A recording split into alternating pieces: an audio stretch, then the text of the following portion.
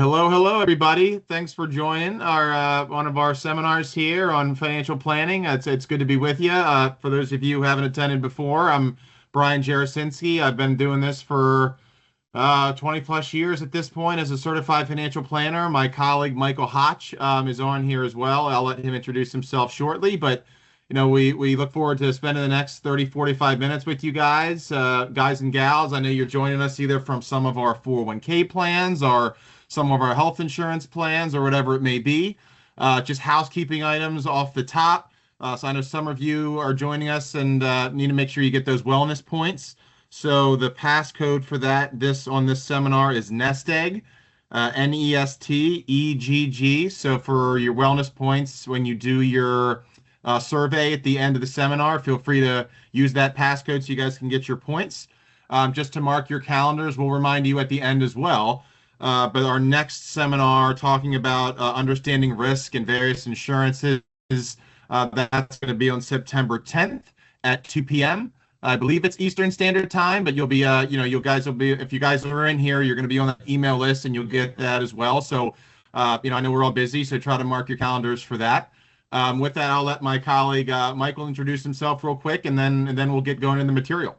Yeah, thanks as always, Brian. And yeah, so again, Michael Hotch with NFP. Brian and I are partners here in our Washington, D.C., Bethesda, Maryland office. As you know, NFP is a much larger swath. And as advisors, what Brian and I, we kind of hold ourselves out. We call ourselves investment behavioral counselors, right? Because the reality of it is we can only control our behaviors and our actions. And the purpose of today is to walk through with you and to kind of make you think and kind of engage you with regards to what it looks like, right? Nowadays, it's not just going on your phone or the internet and getting some information, but there's a lot of thought process that leads up to kind of what it looks like. How do you monetize? How much do you need? All of these things. So we'll kind of go through this. Brian will take a couple of the initial slides. I'll take some of the others. If you have questions, by all means, there's a chat that we have afterwards. We'll open up. I think it's probably easiest to put questions in the chat. And then if Brian's speaking, I'll try and address some of them and we'll vice versa go off one another here. So again, I appreciate this is truly meant, we're independent fiduciaries. This is truly meant to be educational. So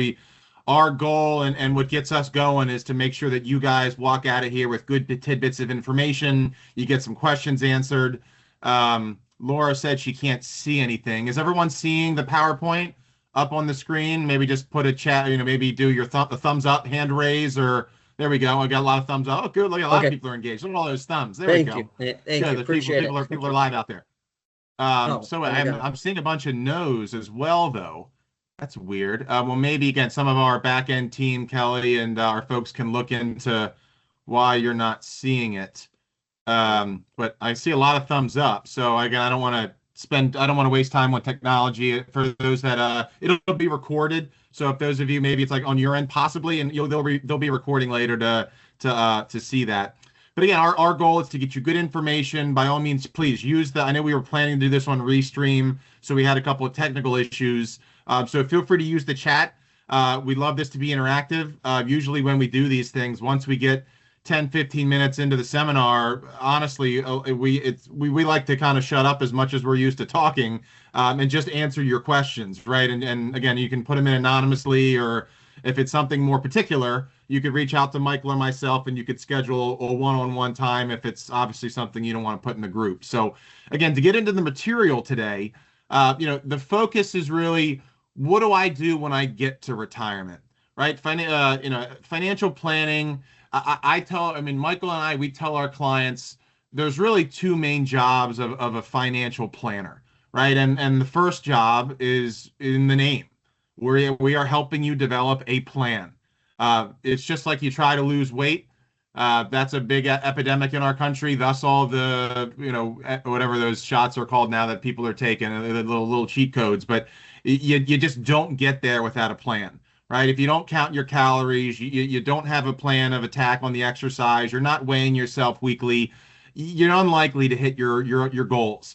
Finances is really no different, right? We need a plan, and we need someone to help us keep to that plan. And that's really the main goal with any financial planner. And that's step one, is to get with the client, get with the 401k participant and say, look, let's talk about your wants, your needs, your goals, your desires, and let's figure out what that looks like, and let's get a plan to get there. And then the second job, which kind of leads into the more of the seminar today, is where do we put our hard-earned money and our assets to achieve those goals, right? So whether the goal is the next car, or sending our kids to college, or obviously today we're going to talk about how to retire and use our assets once we get there.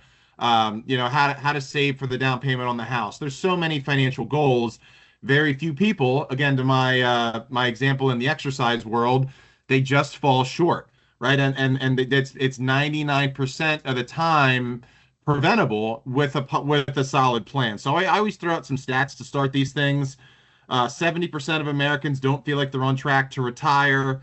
Only 60% of Americans are invested in the stock equity markets. 80% of Americans are paycheck to paycheck.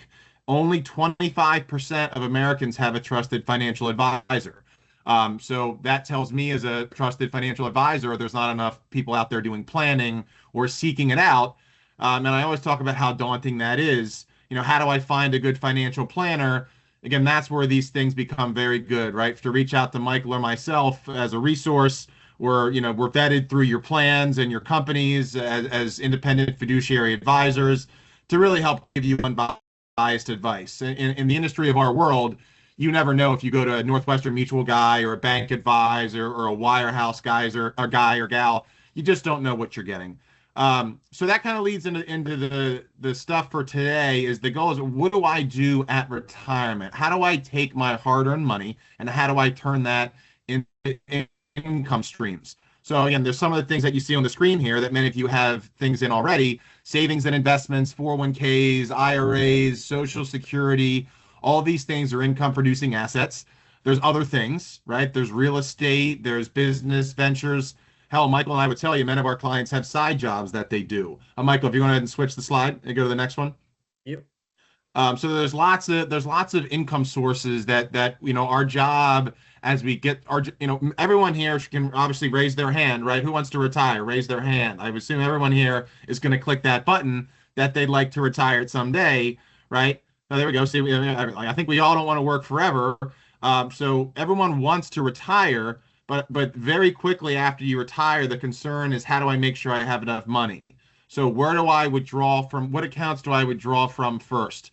What are options and timing? Do I touch my Roth IRAs first? Do I go to my checking savings first? Lots of stuff goes into that, where Michael and I spend a lot of our time with our retiree clients. So goal number one is to get to retirement. Goal number two is to have enough to comfortably retire throughout, the longer and longer longevity that we're having. So we're going to talk about a couple strategies that we use to do that. But a lot of people don't have strategies or plans to this, and they end up getting significantly less, assets out of or significant less revenue out of their assets over time than people that are doing proper planning. So next slide. So order matters, right? So in my world, I mean, one of the credentials I hold is retirement income certified professional. So I took that class. It took a couple years ago, but it was very interesting about how you draw on certain accounts first in order to make your assets last as long as possible. And as far as when you talk about market-based accounts, and really almost any kind of accounts, you have taxable accounts, you have tax-deferred accounts, and then you have tax-exempt accounts. We're going to talk about this a few different times in the seminar. Michael will as well when we get to the back end of this. But everyone on here, I'm sure, has taxable accounts, right? We're talking checking savings accounts, money market accounts, CDs, and then tax deferred accounts. Most of us have in terms of, your pre-tax 401k dollars, your traditional IRA dollars. Then you have then tax exempt, which are harder to come by. But that's where you talk about those Roth IRAs, cash value life insurance, rental real estate. There's some areas that are tax exempt, but just from a perspective of what makes sense to make your money last as long as possible, which is obviously the quick number one goal once you get to retirement. How do I get the most out of it as far as revenue? Where am I taking from first? So Michael and I would tell you, if you're on this call and you're close to retirement, we see it all the time that people get on our calendars to do a retirement consultation, and they have their aggressive stuff in their taxable accounts. They might be all international stocks in their taxable accounts, and in their Roth IRAs they got cash. Right? We see this all the time, and that is unfortunately backwards, and that could end up really hurting how much money you get out of your accounts over the course of retirement. So again, we'll talk about that in a little bit more detail. Michael, if you want to hit the button. So again, most of you on the call, right, are probably joining us from, or I'm sure some of you are from our 401ks that we are the fiduciary advisor on.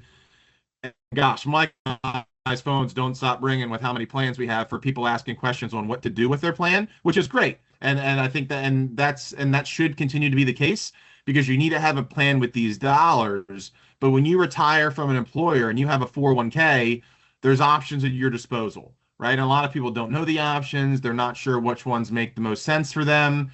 And it's not a one size fits all, right? So someone could be retiring at 65 and they actually do need to start drawing off the 401k.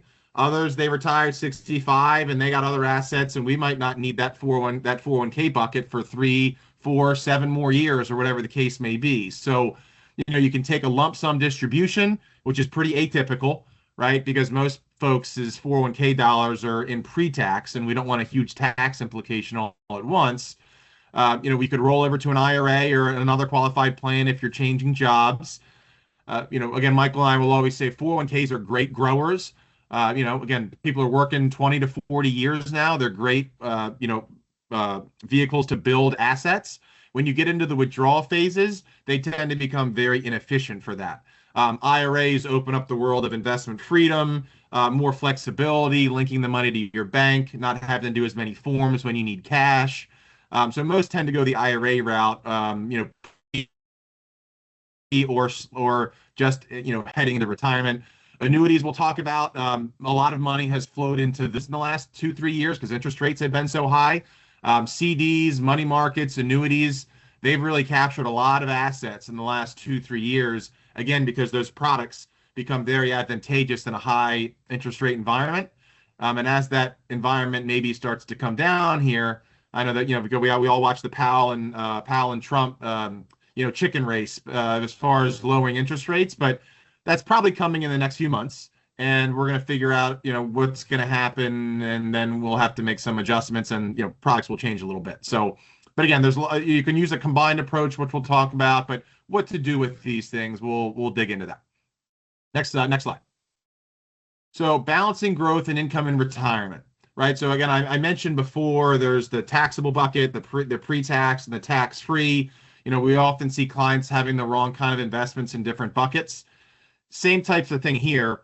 When we retire, we tell clients, look, we want to start thinking more about your market-based investments as almost like you're buying a rental property, right? Like if I go and I buy, Nvidia stock or some of these stocks that are roaring up in value in recent years, it's great value on paper, but a lot of those stocks don't pay you any dividends either, right? So as we get closer and closer to retirement, we obviously want to make sure, number one, we're protecting some of the assets, right? We don't want market-based risk on all of our monies.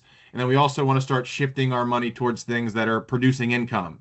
So as you kind of see in the middle there, individual bonds, income-oriented mutual funds like bond funds, high dividend stock funds. Again, we'll talk about annuities in later slides, but annuities are insurance accounts. And a lot of them are generated or designed to derive income from. But again, when we retire, we still want some growth potential. So we want those growth stocks and things of that nature. But again, we typically want to hold those in the right kind of accounts. So again, it's a balancing act of, there's lots of different, and that's what I was saying as far as when I got started. The number two job of a financial planner is let's develop the goal, but where do the investments go, right? Let's put the investments, let's put the money in the right places for what the plan is. So next slide. Yep. So again, I mentioned annuities a couple times because they've been I think it was about $400 billion went into these last year. Again, just because rates have been substantially high, and I think that's at a 20-year high at this point. Still, they've crept down a little bit, but a lot of folks, when they get to retirement, they want some safety. So when you look at a 401k lineup, oftentimes, usually 80%, if not more, of or sometimes 90% of the holdings are just market-based mutual funds. Or even some that are bond funds, those can fluctuate up and down. And as you can imagine, common knowledge that as we get closer to retirement, we tend to want to have a good amount of our money in protection, right? We don't want a 2008. We don't want a 2001. We don't want a lot of our money exposed to a potential downturn in the markets. So if I can go take some of that money and I can go buy, I mean, per this slide, we're looking at like 3-4% in like fixed annuity rates on this slide. But I'll tell you right now, I mean, they got as high as 6.5%, but right now they're still around 5.5%. We still got a good amount of clients who are reaching out to us to get these. So understanding the split annuity planning idea where you're taking some of your money and putting it in an annuity at 4, 5, 6% to get that build up. And then you're also putting it in one and we're actually starting to draw that income out. So you're taking kind of market-based investments, right? They go up and down over time, and you're starting to kind of level out the playing field, if you will, to make sure you have that steady income stream. Next slide. And again, remember, please ask questions as we go here, and we get interactive. Make sure we answer you guys' questions. Again, so this is just another combination, a blended strategy of annuities, where you can divide money into different pools. So I mentioned before in the previous slide, you could do the just pure fixed annuity avenue, but then annuities also tend to be very popular for deriving lifetime income. Right. So if you have $500,000 in a 401k and it's all in market-based mutual funds, there's no assurances there, right? There's no protections that guarantee you're going to get lifetime income. Yes. So depending on how much you're taking out or depending on what your longevity is, you could run out of income there, right? So everyone in here has Social Security, right? So what we tend to talk to clients about is, look, what's your Social Security? And let's project out what your essential needs are. And usually let's try to line up that number with guaranteed income. So when we say essential needs, we're talking, your housing carry costs, your medical, your food on the table, your basic essentials, right? Your transportation costs. What's that number look like? Most retirees want to have peace of mind that flat income is going to be there. Sometimes Social Security is enough to cover that, and we don't really need to have more lifetime income. Sometimes we add a little bit more. And then beyond that, we look at, money markets and CDs and things that are going to get us a little bit more safety in our dollars there. So there's lots of strategies. There's lots of products. But again, that's really the second big goal of any financial planner is to make sure you're putting your money in the right vehicles based on what your plan is. Yeah.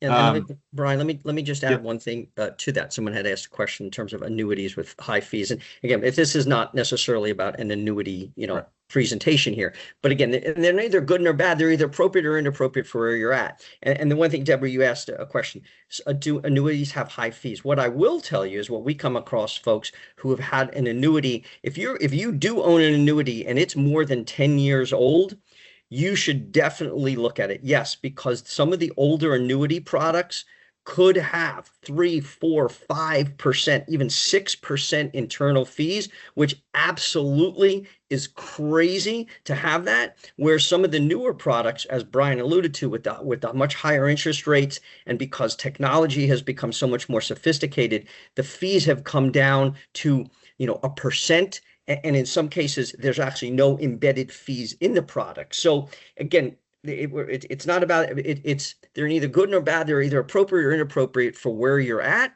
And at a high level, what we always tell folks is an annuity like that is basically, right, you have homeowners insurance, you have life insurance, you might have long-term care insurance, right? We all have different insurances over time. And some of these products can provide an insurance wrapper to a portion of your monies when it comes to that. So, Social Security, I'm in my late 50s now, right? So Social Security is on my horizon. Hopefully we'll be there. Brian's in his 40s. We joke and I tell him, he needs to call his congressmen and women and senators, because at this rate, it's not going to be there for him. Me, somewhere, some level it's going to be. So, couple of things. And here's the thing I always tell people. At its base and at its core, right? What we're talking about is you've accumulated wealth over a lifetime. How do you then monetize it? And as Brian alluded to when we first started talking, right? This is, in as much as these things we can touch upon, it is whether you're single, whether you're married, whether you have a partner, whoever it is, right? You have to come into this together or individually to understand where you're at. And is it enough, right? We work with hundreds of individuals and families and units, and everyone has different goals, right? So things that you want to keep in mind, right? IRA, and Brian alluded to 401ks, but we're also talking 403bs, 401ks, TSPs, all of these retirement plan kind of fall under the same guidance, right? And the law states that you have to, when you're retired at age 73, for most people, if you're already retired, it might have been 72. It used to be 70 and a half. Now it's 73. For someone like me, it's going to be age 75. The government says in monies that were pre-tax, you must start taking out the required minimum distribution at that time. Quite honestly, depending upon how much assets you have, a lot of our clients, the distributions that they're taking out of their retirement plans satisfy that of the RMD. So it's not two, you don't have to do two things. The RMD could very well satisfy it. And it's an actuarial number that's based upon the value and the account value on December 31st of the previous year in terms of what that looks like. So required distributions are you'll have to factor in. The other thing is, and for some of if you're younger on the call, or even if you're older and getting ready to retire, Roth 401ks or 403bs, if your employer has it, and or regular Roths are not subject to just required minimum distributions. IRAs and retirement plans, right? If something happens to me, my wife gets everything and she inherits it as a spousal. But once she passes away, if there's monies left over, then those monies will go to our children, and they have the years ago you could stretch it out, you could prolong it. Now it's not. It has to be taken out in a 10-year period. If you've got monies in Roth, right, they're not subject to required distributions. Roths are fantastic vehicles if you've got children and or grandchildren that you are going to think to inherit. Those are fantastic vehicles to do that. So part of that planning is maybe you do look at conversion of some of your monies with regards to all of that, right? So again, the RMDs, you have to take that out, right? If you have all your monies in your 401k, you have to be careful with that, because if you miss it, that's why you want to be able to speak to an advisor or someone. You want to make certain you're satisfying the required distributions for you on that, right? Beneficiaries, and a large part of our conversations that we talk about is making decisions. We always say making decisions and having conversations when you're calm and you're clear, right? And a lot of times we have blended families, for us here. With regards to blended marriages, second marriages, kids with different things, right? How does that look? What does that look like? Making certain that your beneficiaries are up to date in your 401ks and or IRAs, and even individual accounts. Speaking with someone to look at a trust for real estate or any of these. Too many times we see.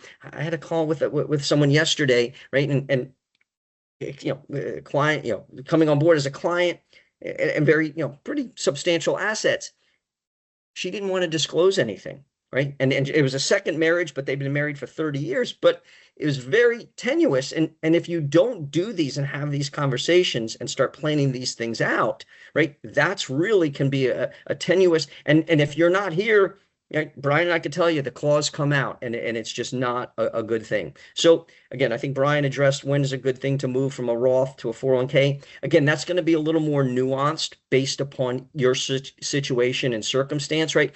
You don't want to we want to make certain, number one, that you and your spouse and or your partner is taken care of first. And then beyond that, right? Because people are living, yeah, we always ask the question, what's the oldest person you know, right? And it's not uncommon to have, my father-in-law is 93 years old, right? So you got to plan that with regards to that. I have So a few clients whose parents just turned 100. yeah, You I know, mean it's commonplace, and even for for folks who are younger with healthcare, medicine, just what we know now, longevity is on our side. And I say that's either good news or bad news, right? Social Security, I mean, I think in the past, we've done a presentation on Social Security. We'll talk on this at a high level. And Social Security can get very nuanced, right? At its earliest, you can take early Social Security at age 62, right? I caution against that because that represents almost off of, and then you also have what's called your full retirement age. So if you reach out to Brian and myself, one of the things we always will tell you is go on to ssa.gov, get your Social Security statement, right? And your spouse to make sure he or she has that, so we can have these conversations in terms of what it looks like for you. If you take it early and you're still working before your full retirement age, you'll pay additional taxes on those monies. You eventually will recoup them, but that can still have a big impact on the actual money you get. Listen, Brian and I manage together almost $500 million of clients' monies, right? And right now, the way it stands is every year you defer Social Security, your benefit goes up by 8%. Can't get that. That's pretty darn hard. Now, again, not even counting cola. not even counting COLA, right? So it is even more substantial than that. Like a lot of times we do our calls on Zoom and Teams, and I always say, don't shoot the messenger, but 70 is the magic number. And here's the thing, I can't tell you, it just happened to me on Monday. A woman was referred to me, her husband's 71. I'm like, how much is he collecting Social Security? What do you think he said? She said, he's going to wait till next year. I'm like, no, no, no, it doesn't work that way. 70 is the max. Do not wait any big thing beyond it. But 70 will but growing at almost 8%, right? The difference between 67 to 70, you see here is almost $1,000 a month. A lot of that depends upon your health, your longevity, how much assets you have. If your spouse was employed or was not, because he or she will collect off of either 100% of theirs or 50% of of the spouses, depending upon how much those monies were. So it used to be more nuanced Social Security. It's kind of clear. It's gotten a little clearer, but nonetheless, it's still confusing. If you're divorced, as long as you were married 10 years, you can get money out. You can collect off of your spouses. Again, depending upon income levels and everything else, you don't need their authority or approval or any of that information. You just need to make sure you have his or her Social Security to get that. So Brian put in there the 72T. So if you retire, if you want to, again, I don't want to get too nuanced with this, right? But if you have monies in and you want to retire before age 59, I said I'm 58 years old, right? If I've got $1 million in my 401k, I can generate an actuarial number that for the next 5 years, I need to take out a certain percentage from my 401k or IRA without the penalty. I'll still pay my taxes on it. Again, we very cautionary because someone who's 60 years old could be living another 30, 40 years, that you want to ratchet it down. I always tell people at a base level, as Brian alluded to, when it comes to dividends and annuities and all these, at a very base level, folks, let me tell you this. if you can live on between 4 to 5% of your money, right? As long as your advisor is not day trading, market timing, doing any kind of speculative, if you're diversified, right, in a proper portfolio based upon your assets, 5%, you should never run out of money. So if you've got $1 million, it's $50,000 a year. Then you have to factor in Social Security, spouse, if you have pensions, all of these. That's at a very base high level thinking. And again, we always say, don't shoot the messenger. But the reality of it is the expectations when you go to retire, right, there is fundamentally a light switch psychologically, mentally, and financially that turns off, right? And that paycheck that you're receiving from your employer stops, and now you're living on your monies.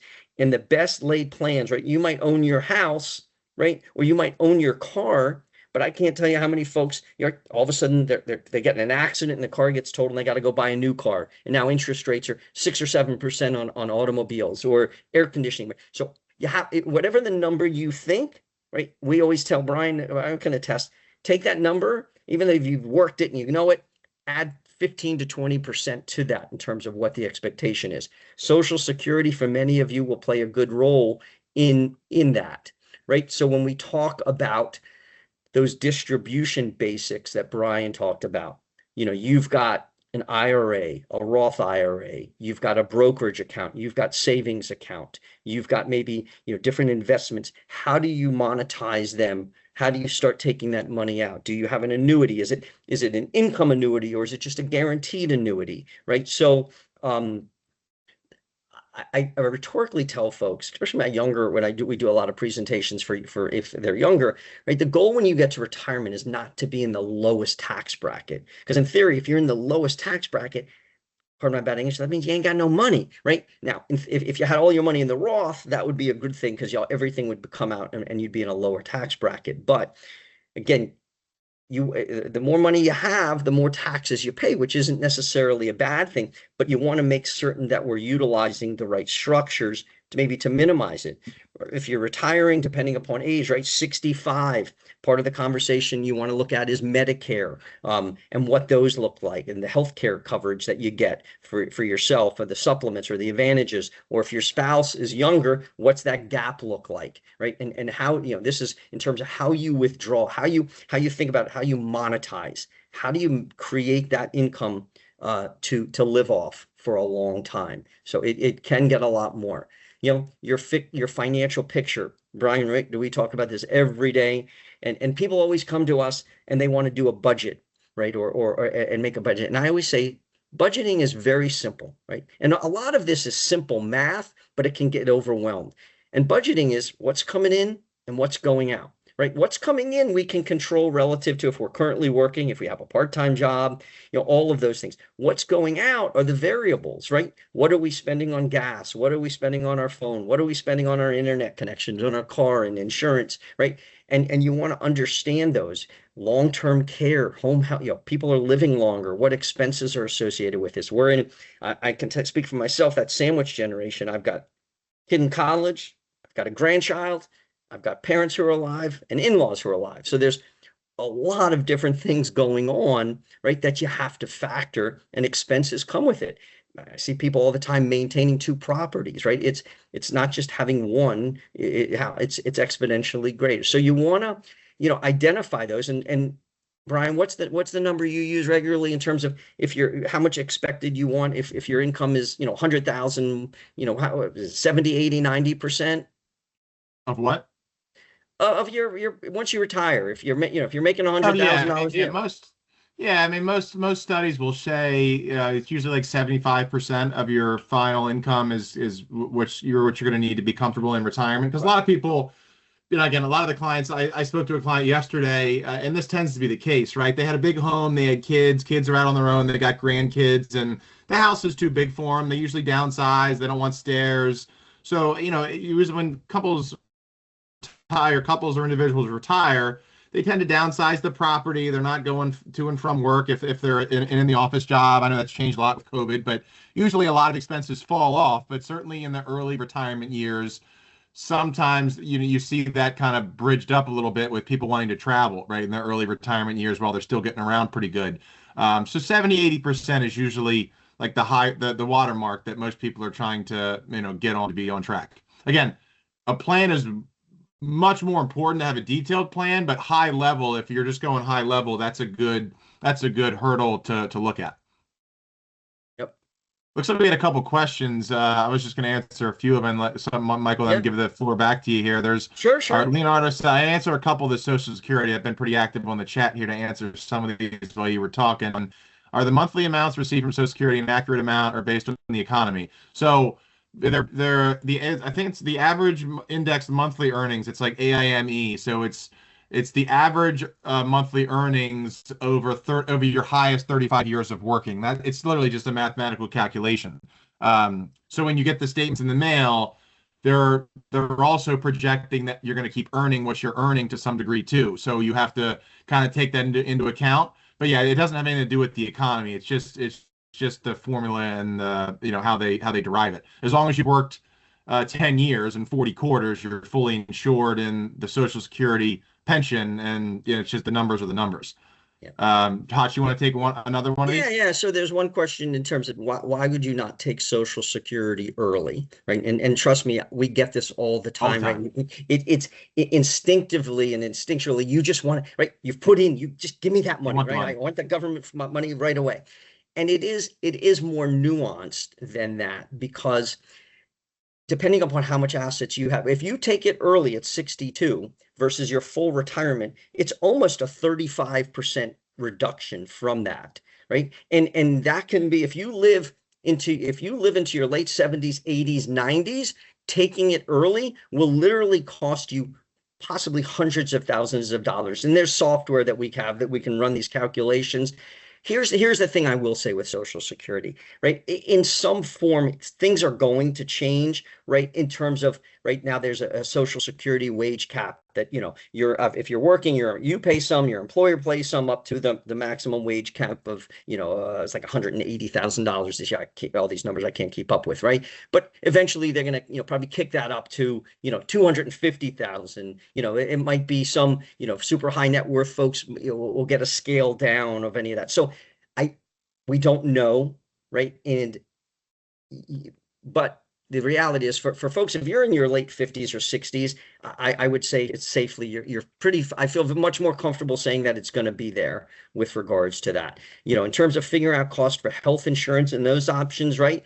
At a very high level, right? I mean, if you think about it, when you get older, vision, dental, hearing, well, I can tell you, right? I mean, most seniors, and my father-in-law has hearing aids and he probably loses them once every 6 months, right? And fortunately, they've come down in costs, but that can be cost. So it's almost $1,000 a month, depending upon your health with regards to medicine, Medicare, doctor's visits, all of these different things that you want to look at. So I think Brian put in there, again, you can Brian put in his contact. Brian, you can even put my contact in. You can ping us on that stuff with regards to that.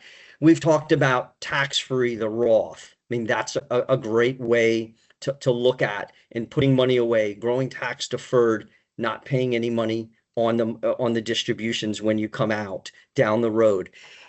Do you want to convert some of those to the Roth, some of your monies to the Roth so that you can pass it on to children, the taxable brokerage accounts, right? The one thing I always tell people, especially if you're coming to us from either we're the advisors on your 401k or 403b, if you're in those plans, you are an investor, right? Too many times we see folks who have outside accounts or different things and they're trying to buy and sell and they're speculative, right? That's speculating, right?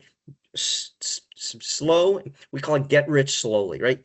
There's no get rich quick, right? And if someone tells you they got guarantees of this or that are crazy numbers, and this, if it sounds too good Run. to be true, if it sounds too good to be true, folks, it usually is, right? And we all have these. So you can imagine, Brian and I do these presentations, and I keep my phone open all the time.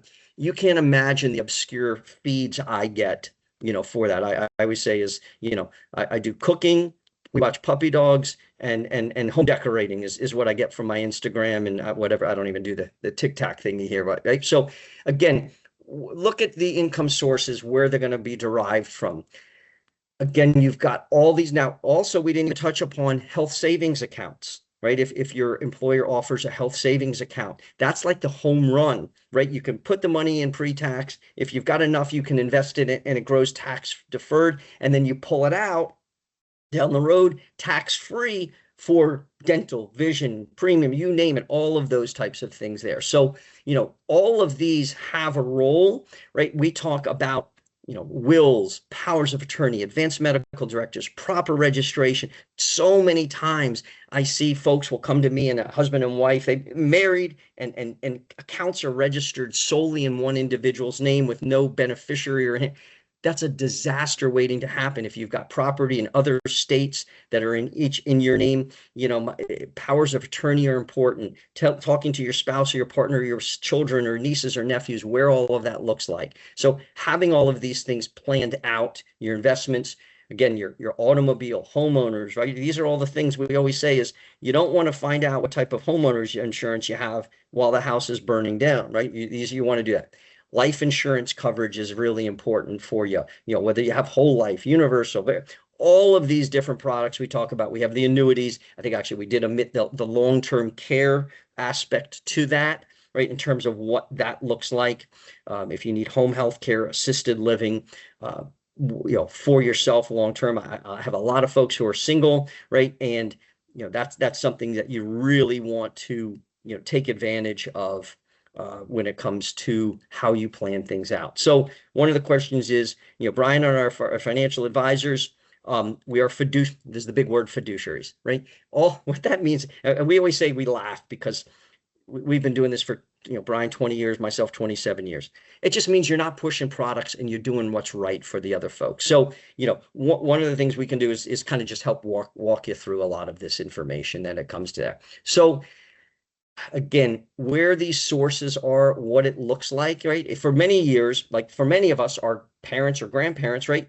They had pensions, they had Social Security. Heck, they could go open money in a savings account and get 12 or 13%, right? So it was very easy. Now it was like a four-legged stool. Now, then it was a three, and now you're seeing fewer and fewer companies that are actually putting in pensions for you. So then the onus becomes on you, your 401k, your 403b, your IRAs, all of this, and it can get pretty daunting, right? And I said, we're investment behavioral. This year's a perfect example, right? We can't control the markets. You can control your risk tolerance, and how you're allocated, right? But we went in January, February, right? The markets went down almost 12%. The tariffs were on, the tariffs were off. They were, if Ukraine, Middle East, you name it. And all of a sudden now we're back up to record highs. So we don't prognosticate or forecast, but this all has to meld in, right? Because I mentioned I'm 58, getting ready to, thinking, 10 years from retirement. Brian's much younger. His risk tolerance is way higher than mine, right? Because my ability to take on too much risk, right? It gets a little more daunting for me. When it comes to a lot of how we're allocated and what we're doing there. So part of it is, sorry about that. Oh, what happened? Sorry, I bumped something here. While you put that back, I was going to answer a couple of these, or unless Hush, you want to finish up real quick, and then we can hit some of these questions. Yeah, go ahead. Let's see. What a couple of them. One I saw up here. Again, we really want to make sure we get you guys answers, so you leave some good stuff on your questions. Someone asked about trusts. I'm an accredited estate planner. Michael deals with a lot of trusts with attorneys as well, with clients. Revocable and irrevocable trust. Really, the main difference there is irrevocable is you really don't have a lot of things you can change once you put them in place. But they're great to have.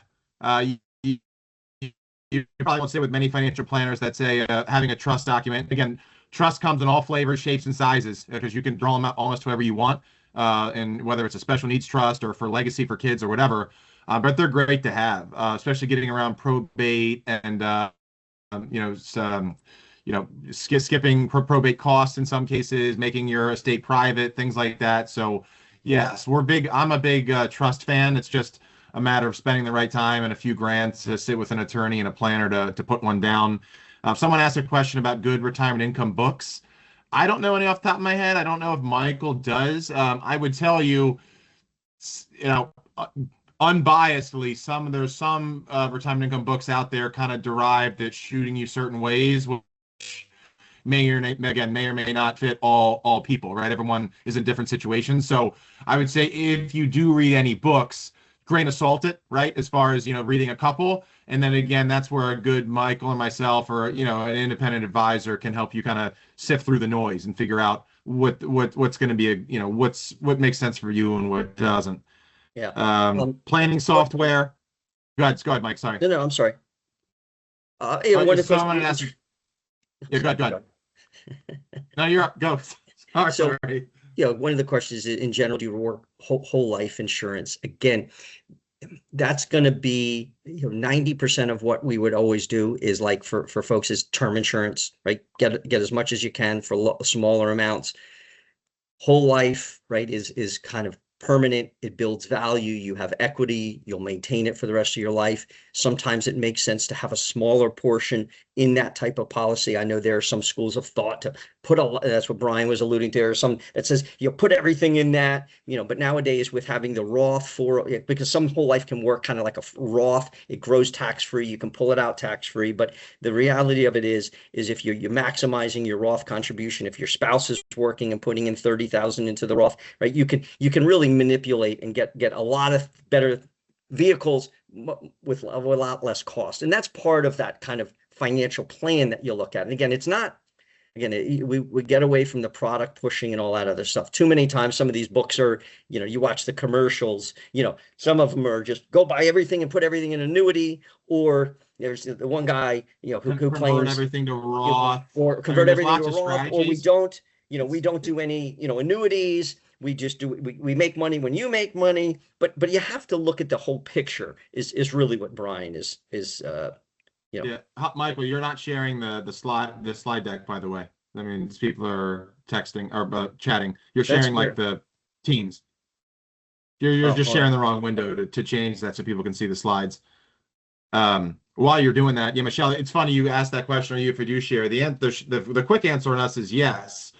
But I just finished my my certified financial planner like CE for the year and re-upped my, paid my money for that. It's like $600 every 2 years.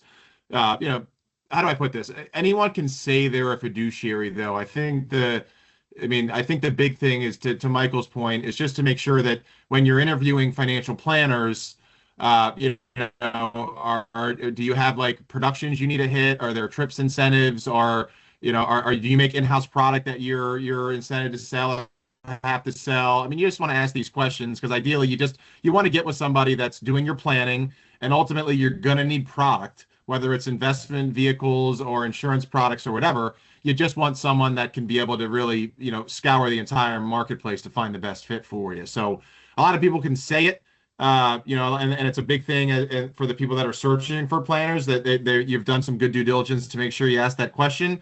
Just make sure you ask additional follow-up questions to that, because anyone can say they are. It's really asking those additional questions to confirm if they're, again, to Michael's point, I won't mention names, but there's one of those outfits out there that markets a lot on TV, and they say, well, we don't sell commission products. I'm like, well, then you're not a fiduciary, because if the client needs life insurance or long-term care, that's how those products pay the advisor. So you're not having access to those products. That doesn't truly make you a fiduciary. Having access to the world and getting all the options, that does. So that's a great question, though. I think, did we lose Michael? Mike, you still with us? You guys can still hear me, right? Am I coming through okay? We can hear you. Yes, I guess we lost Michael. Yeah, I guess he'll join us back. Maybe he lost the feed, but let's see what this is great. You guys are sending questions. Let's see what else we got here. Is this webinar for several companies or just one company? I just started at my company, so we work with NFP and WellSense program for employees. Just want to understand the complementary benefits for employees joining for both myself and our company.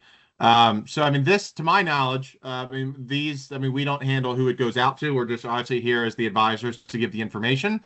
But to my understanding, it goes out to our various groups, from our benefits, health insurance groups, and 401k clients groups, and all the property casualty groups, all the things that NFP provides on a group basis.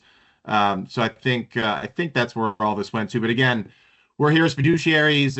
I'm salaried to do complimentary reviews. My schedule is always tight, but if you get on my scheduling link, it might be 2, 3 weeks before you get on it, but I'm happy to have complimentary meetings with folks. And as I mentioned in the chat, financials are daunting. We've talked so much about various things already, and this is just retirement.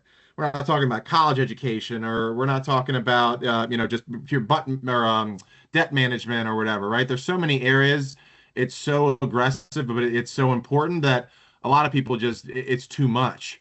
So when you sit with somebody and they can give you direction because it's not your thing, I mean, the stress can really come down. People are much more, they feel much better about their plan once there is one.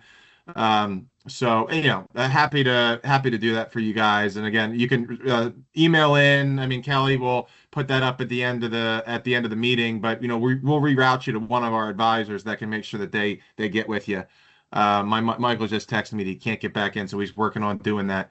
Is good software to run simulations? I actually don't know of that software. Someone had mentioned up above good planning software.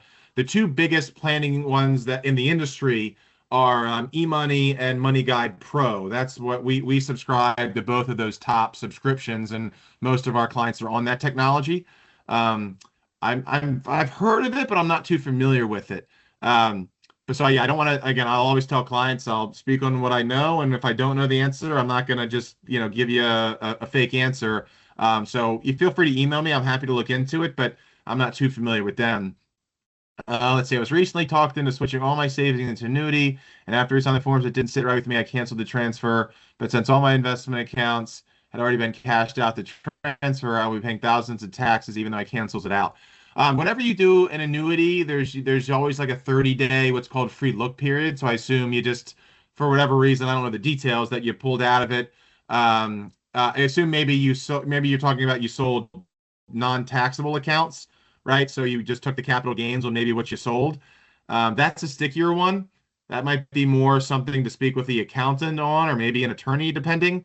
But it sounds like it'd just be more of a tax thing, or you could kind of go back to see what you bought and see if there's something you could do there. That's a stickier one. So I think that's great. So we have people helping people here. So someone here has used Bolden and they say it's a wonderful tool. So that's great. Um, the last slide, yeah, I mean, I think that was the second to last or last slide. So there wasn't much more material there. I think again, the main thing is we're here to help you, right? The main focus was today is how do I turn that hard-earned income stream in retirement? How do I? Oh, there we go. Kelly's putting it back up. How do I turn that money? How do I turn the nest egg into a rental property? Right? How do I have it paying me money, and how do I draw it out to get the most out of it? And just that alone, we're not even talking about Medicare choices. And we talked a little bit about Social Security. Those choices are always tough. A lot of our clients want to take earlier. Again, if you think about it, any pension is really biased towards those who have good longevity, right? Whether it's nature or nurture, those who live longer are just going to win on Social Security, right? It just is what it is. So I always tell folks that when you're making the Social Security decisions, we run Social Security analyzers to kind of show the total output of what you're going to get by age 70, 75, 80, depending on when you want to draw it. So that helps people make the decision. But normally, if you have good projected longevity, and I say like age 80 or above, and you don't plan and you have other assets to draw on, most people are delaying it just because they're going to get more money out of it. Now, if your longevity is just not good in your family, or you got a lot of health things going on, and the projection isn't 80 plus, I mean, none of us know our demise, right? But if the projection isn't good for 80 plus, and or you need the money, that's where we'll tend to have clients tend to draw on Social Security earlier. Again, I think there was a whole life question. I think Michael did talk about it. Again, someone asked an annuity question earlier. Is a variable annuity with a guaranteed lifetime withdrawal benefit a good choice? Trying to ask me that's like asking a personal trainer if drinking this kind of water is better than the other, right? There's not enough detail in that question because there's hundreds of insurance companies with usually they have 4 or 5 different annuity products, if not more, with different bells and whistles on them.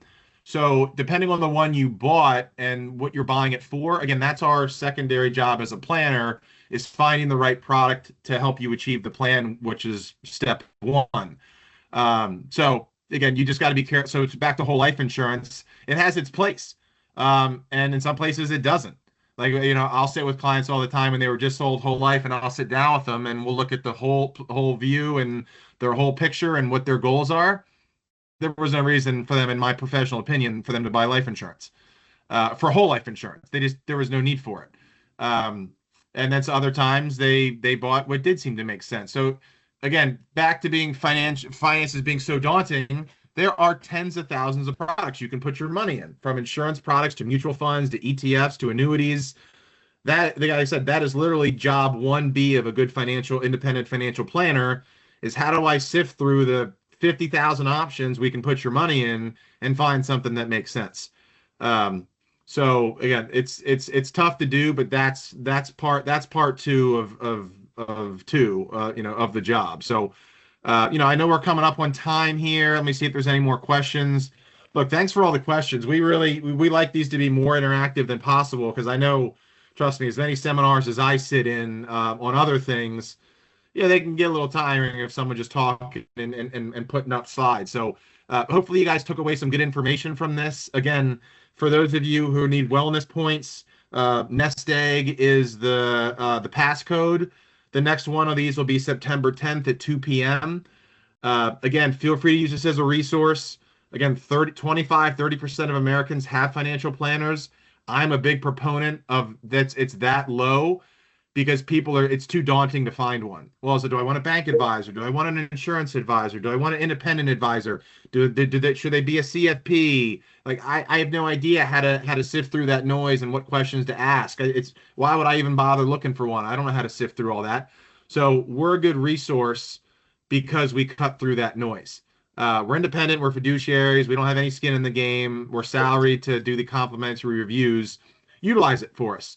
And we're happy to get you on our calendars, and we have a wide advisor network around the country. We'll get you taken care of. So as Kelly's showing in that email, feel free to drop an email in there. We'll make sure you get taken care of. At least we'll get your questions answered. With that, is there any more questions you guys have? I don't want to, I always say the most important asset is not products, but it's time. Everyone on here, we have a limited amount of it, so I don't want to go. I want to be respectful of your time here. But again, thanks everyone for attending. Thanks for the engagement and the questions. I hope we hit most of the questions, if not all of them. I was making sure we tried to do that.